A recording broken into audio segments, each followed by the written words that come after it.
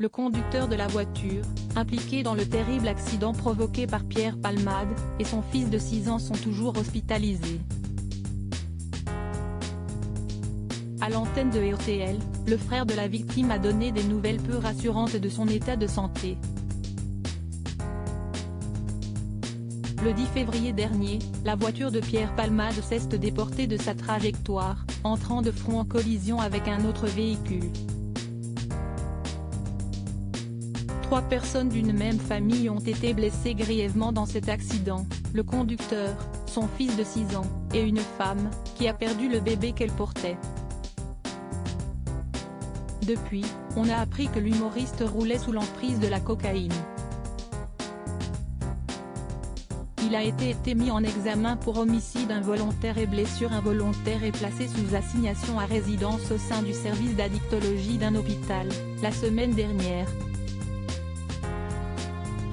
Demain, la Cour d'appel de Paris va étudier la possibilité qu'il soit placé en détention provisoire. Une décision très attendue par les familles des victimes. Le conducteur de la voiture est cassé de partout. Le conducteur de la voiture et son petit garçon sont toujours hospitalisés et dans un état grave. Ils garderont tous les deux des séquelles physiques irréversibles de l'accident. La passagère du véhicule, qui a perdu son bébé, a, elle, pu sortir. Erguin, le petit frère du conducteur de la voiture s'est confié, ce jeudi 23 février, au micro de RTL sur l'état actuel de celui-ci. Toujours placé dans le coma, l'homme a déjà subi cette opération des bras, des jambes et du bassin. Il ne bouge plus. Il est cassé de partout.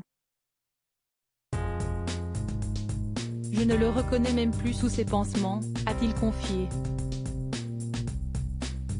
Mon frère était souriant, plein d'énergie, mais après cette opération déjà subie, dans quel état je peux espérer le retrouver, a-t-il témoigné. Il craint encore pour la vie de son aîné et ne quitte donc pas son chevet. Les médecins me disent qu'il y a toujours un risque qu'il meure à l'hôpital, alors dès qu'ils viennent me parler, je tremble, explique-t-il. Le petit garçon a été opéré du crâne et de la mâchoire. Erguin souhaite aujourd'hui que Pierre Palmade soit incarcéré. La vraie prison s'y est dans une cellule, derrière des barreaux. J'aimerais juste qu'on entende enfin ma souffrance, avance-t-il, réclamant justice pour son frère et la passagère de la voiture, qui souffre de graves séquelles psychologiques. Comme l'a précisé le journaliste de RTL, le petit garçon de 6 ans, lui, était opéré de la mâchoire et également du crâne, rappelant qu'il ne pouvait ni parler, ni manger, ni boire normalement. À lire aussi accident de Pierre Palmade, l'état de santé du petit garçon de 6 ans et de son père dévoilé par la famille.